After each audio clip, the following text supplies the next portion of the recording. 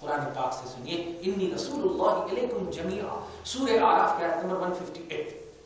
اللہ سبحانہ فرماتا ہے میں ساری کائنات کا رسول ہوں. ساری کائنات کا رسول ہوں، مطلب ساری کائنات حضور کی امت.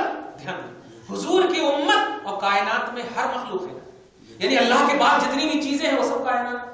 تو اب جب رسول ساری کائنات کے ہیں اور امت رسول کی ساری کائنات ہے تو آٹومیٹک لازم آیا کہ ساری کائنات حضور کی غلام ہو، حضور کے بعد ہو. کیونکہ اگر امت پہلے آ جائے اور نبی بعد میں آئے تو لازم آئے گا کہ امت افضل ہے، امت اعلیٰ ہے. اور ہو ہی نہیں سکتا. بھائی بیٹا بعد میں ہے، بیٹا پہلے آ جائے باپ بعد میں آنے سے کیسے ہو سکتا ہے؟ نہیں ہو سکتا. قیامت آ جائے گی اور قیامت بھی نہیں آئے گی، الٹی ہو بیکار بات ہے. خیر، تو اسی لیے حضور کو اول مخلوق مانا جاتا ہے، اول مخلوق کا عقیدہ ہے اسی تصور میں. تو انی جاعل فی الارض خلیفہ سے عقیدہ آپ لیجئے کہ میں خلیفہ بنانے والا ہوں. یہ خلافت جو مل رہی ہے آدم کو یہ عالم اجسام کے اعتبار سے، ورنہ عالم ارواح جو اصلی حقیقت ہے، اصل ہے، جو جسم کے لیے لازم ہے، اگر وہ نہ رہے تو ساری دنیا کائنات فنا ہو جائے. اس کائنات کے خلیفہ اول محمد رسول اللہ صلی اللہ علیہ وسلم ہیں. جو فرشتوں سے مشورہ لیا. اچھا ایک اور عقیدہ یہاں پر اللہ تعالیٰ فرما رہا ہے اے فرشتوں تمہاری رائے کیا ہے؟ اے فرشتوں تمہاری رائے کیا ہے؟ یہاں پر میں ایک عقیدہ دیتا ہوں اور اس کو یاد رکھیے گا، کبھی بھی بڑے ہوں یا چھوٹے ہوں، ہمیشہ اس سے پہلے بھی میں نے اشارتاً کہا تھا مشورہ لینا چاہیے اور مشورے سے کام کرنا چاہیے. مشورہ لیا تو کہا قالوا اتجعل فيها من يفسد فيها ويسفك الدماء.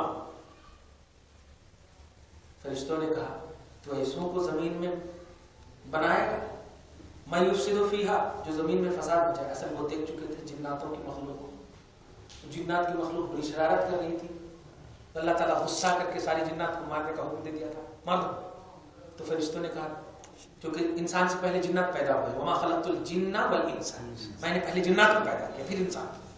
تو اللہ تعالیٰ یہ کہنا چاہ رہا ہے کہ ان ایسوں کو تو بنائے گا جو فساد مچائے. مطلب یہ کہ جب تو جنات اور انسان دونوں کو پیدا کیا ہے ساتھ ساتھ، تو جنات کو تو میں نے دیکھا ہے، میری آنکھوں نے دیکھا ہے.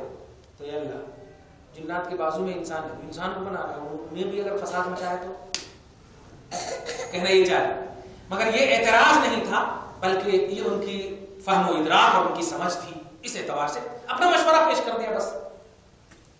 ویسے الدماء خون ریزی کرے گا، مطلب یہ کہ اسوں کو نہیں بنا. وہ کہنا چاہ رہے تھے کہ ہم خلافت کے زیادہ حقدار ہیں. اور دلیل دے رہے وَنَحْنُ نُسَبِّحُ بِحَمْدِكَ، اور ہم زیادہ تسبیح کرتے ہیں، یعنی زیادہ تسبیح کرتے ہیں اور زیادہ پاکی بیان کرتے ہیں لگا تیری.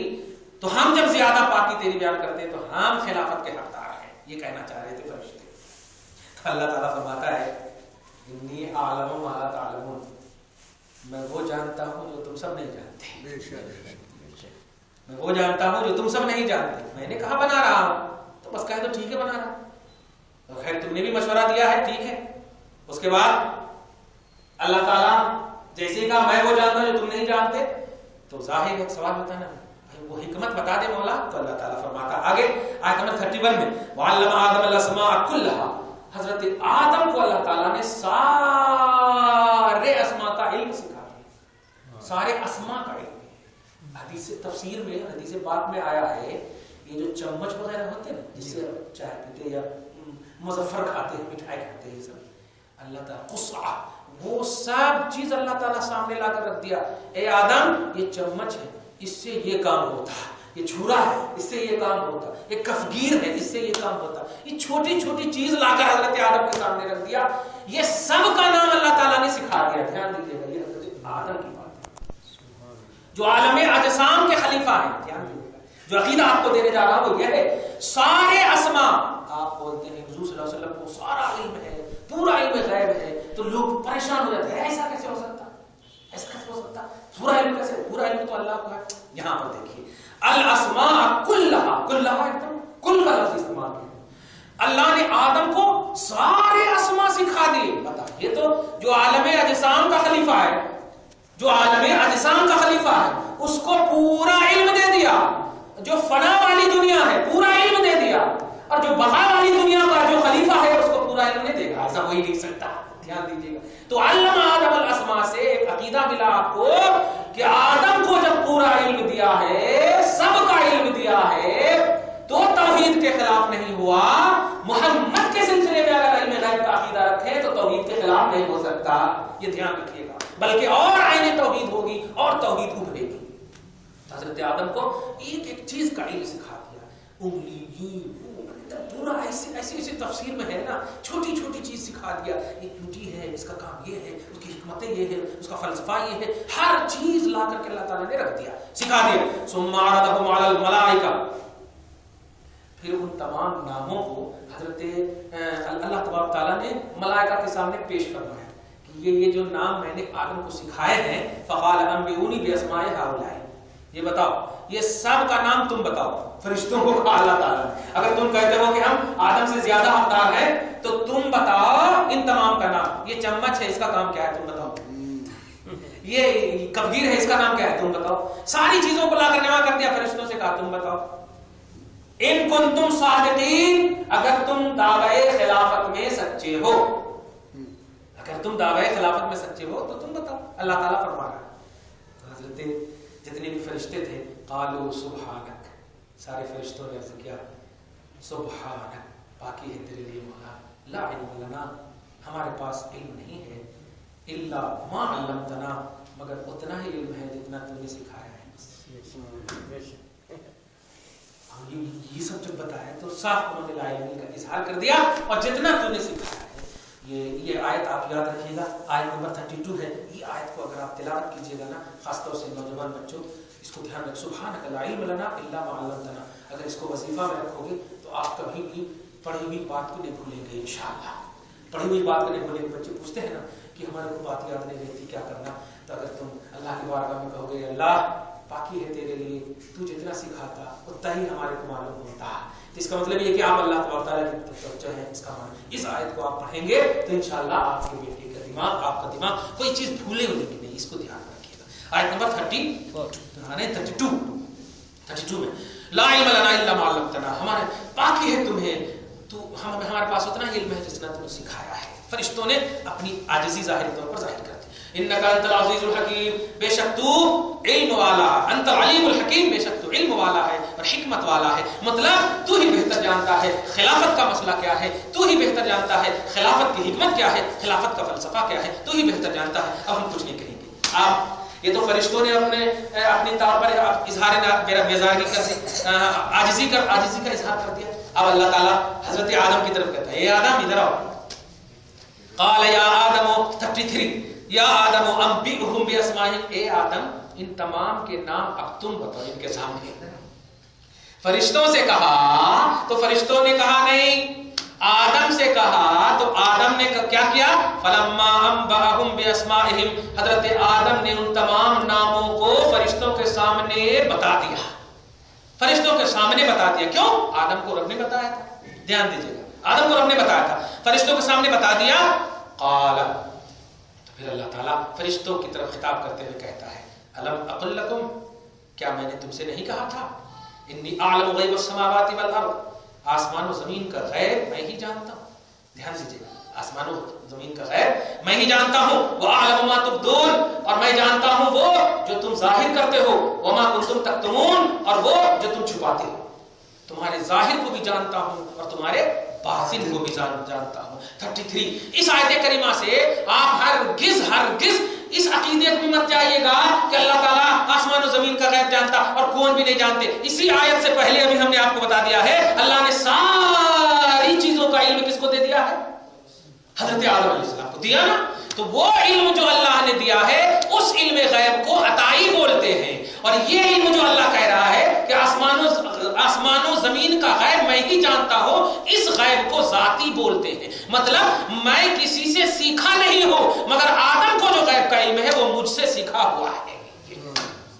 یہ سمجھ گئے؟ یہ فرق رکھیے گا تب جا کر، ورنہ یہ کہتے ہیں غیب کا کون کہتا ہے کہ غیب کا علم اللہ کو نہیں؟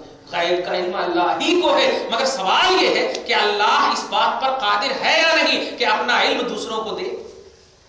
تو ان اللہ علی کل شیء قدیر، بے شک اللہ اس بات پر قادر ہے. کیوں؟ اس لیے کہ جنت، دوزخ، حشر، میزان، یہ سب تو غیب ہے. اور یہ سب کس نے آپ کو بتایا؟ نبی نے بتایا. تو نبی کو کس نے بتایا؟ رب نے بتایا. تو رب غیب کا علم نبیوں کو عطا کرتا ہے، اگر یہ عقیدہ نہیں رکھیں گے تب بالکل آپ کو حشر، میدان محشر، میزان، سب کا عقیدہ انکار کرنا پڑے گا، کیونکہ یہ سب غیب ہے، سب غیب ہے، اور یہ سب کا علم آپ کو نبیوں نے دیا ہے۔ تو گویا نبی کو غیب کا ہے علم، اسی آیت کریمہ سے دھیان رکھیے۔ 33 آگے فرماتا ہے اللہ سبحانہ وَإِذْ قُلْنَا لِلْمَلَائِكَةِ اسْجُدُوا لِآدَمَ فَسَجَدُوا إِلَّا إِبْلِيسَ، آیت نمبر 34۔ اور یاد کرو، وَإِذْ پھر آ گیا، وَإِذْ اور یاد کرو جب ہم نے فرشتوں سے کہا اسجدوا لآدم،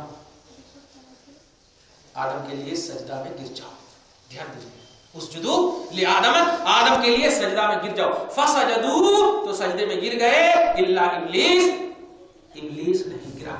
ابلیس کو بس پہچانوا دیتا ہوں، آگے دیکھیے گا ابلیس کون تھا، کیسے تھا، بس دو لفظوں میں توجہ اگر آپ کی ہے تو سمجھ جائے گا۔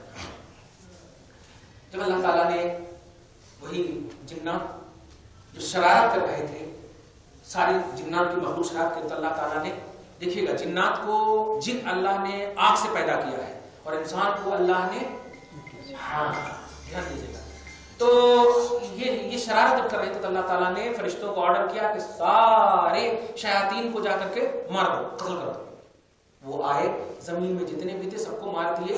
ابلیس میں بہت چھوٹے تھے اور بڑے خوبصورت تھے، بڑے خوبصورت تھے، بہت چھوٹے تھے۔ فرشتوں کو اچھا لگا، چھوٹا بچہ ہے کیسے مارنا، یہ گود میں لے لیا اور لے جا کر کے، دھیان دیجیے جو پوائنٹ کی بات ہے اس کو یاد رکھیے، یہ چھوٹے تھے، لے کر کے اللہ کے بارگاہ میں گئے، اللہ سب کو مار دیا۔ یہاں کے حیدرآباد کی زبان میں معصوم کیا کرتا، حالانکہ معصوم نہیں بولنا چاہیے، ایک چھوٹا بچہ کیا کرتا، دھیان دیجیے، لے کے چلا گیا، یہ کیا کرتا، اس کو کہیں مارنے میں۔